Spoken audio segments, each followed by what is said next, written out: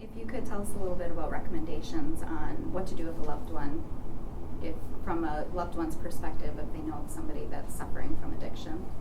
Well, one of the first things I would do is I would make sure you're educated. So make sure you educate yourself as to what addiction is. So if you have a loved one or a family or friend that's suffering from addiction, first find out what is addiction, what does that mean, and what does it look like for that individual? What's that person going through?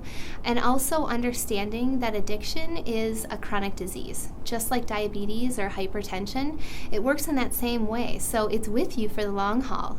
So addiction is with that person for the long haul. So understanding that that person is going to be dealing with addiction probably for the rest of their lives. And then understanding like what that looks like for that person is really important.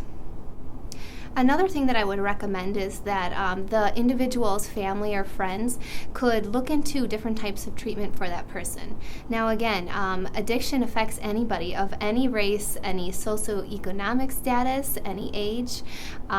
It really affects everybody and anybody. So it's important that when you're looking into different treatment options, you really look at all the options that are potentially available, because each option for each individual is so specialized, and not every option is most appropriate for each person. If someone is ready to seek help for his or her addiction, where should they turn to? The first thing that I would do is make sure that they're medically stable. So if the person that you're wanting to seek help for is potentially going through an overdose themselves at that point, the most appropriate thing to do is to call 911 and to seek those medical services that are necessary to help them with that overdose. If you understand that they are medically stable, I would first ask them the question, are you ready for treatment? Not everybody is going to be ready for treatment at the same time that that person's loved one thinks that they're ready for treatment. So asking that simple question, are you ready for treatment?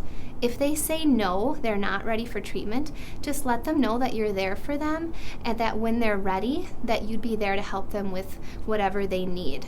Also, it's important that the person that's using, that addicted individual, it's important to understand that their brain isn't functioning like a normal person's brain. So for them to make an appropriate decision for themselves sometimes is not, again, appropriate in itself. So sometimes individuals don't understand what's always out there and available for them, so they may not think that they're ready for treatment because maybe they're not ready to stop cold turkey.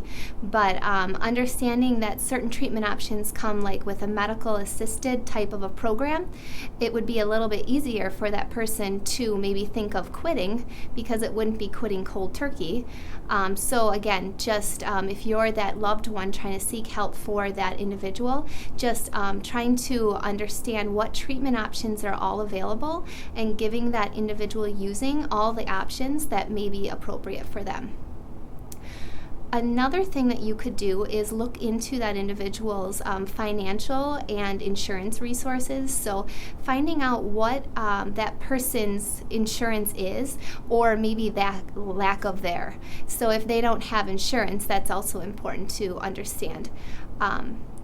Depending on what type of treatment that person would be appropriate for, it'd be important to know all of that going in ahead of time, so then you kind of have a better idea of what would be most appropriate for that person.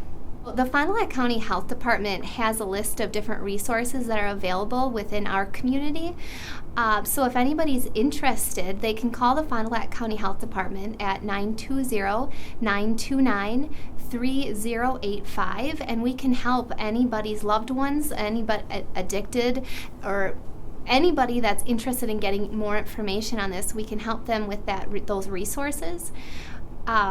Also, if they just need somebody to talk to, which way should we turn? Which way should that person turn? We can help them with those questions as well.